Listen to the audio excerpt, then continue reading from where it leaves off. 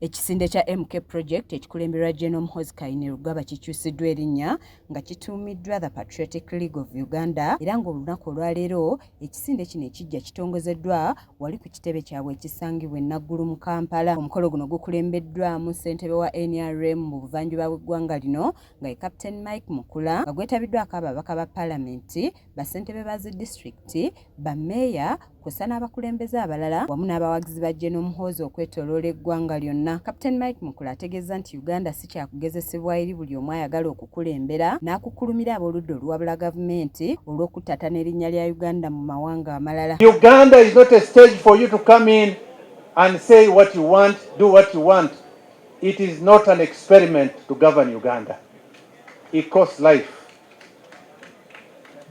It is against this that I'm telling you, comrades, that when you're looking at Uganda, weigh Uganda carefully. You cannot associate with those who have got a culture which is anti-African and think that you are fighting for the minority rights, which is anti-African. How do you embrace a norm which is against the teaching of God, Sodom and Gomorrah, and you want to lead Uganda? Captain Mukula asinzidde wano n'akalaatira abavubuka okwetaba mu nteekateeka zonna ezitwala Uganda mu maaso nga n'okoddeyo abavubuka mu mawanga okuli erya Tanzania, Cuba wamu n'abalala bagamba nti bawagidde nnyo amawanga gaabwe era nga basabye okuwagira General muhoozi kuba ye presidenti w'eggwanga lino addako. 3 or 4 or 5 major challenges.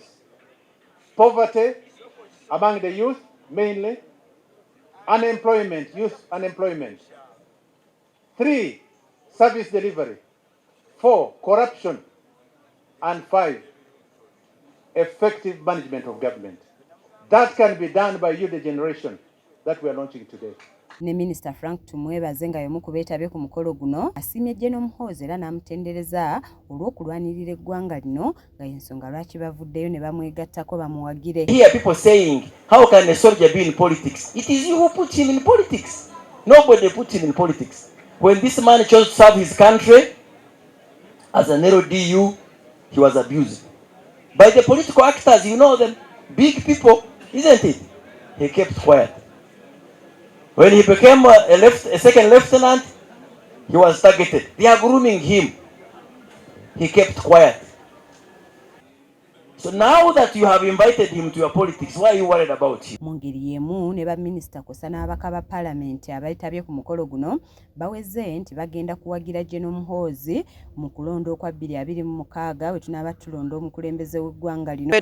Twazalibwa mu NRM ne tukulira mu NRM yetubumbye era naffe bw'ebeewuumula nga naffe tuyingirawo. Kati nze ndi generation muhoozi. So generation zigenda zigoberagana. Kati bw'oba muzeeyi bw'aba agenda kuwumula nga ffe tuyingiramu. Going forward. Yes. We don't have anything. For us, we know 2026 we have MK. Yes. Thank you. Matiya Sekanjako yakusakidde eggulu erino ku lwa KSTV Agaleera.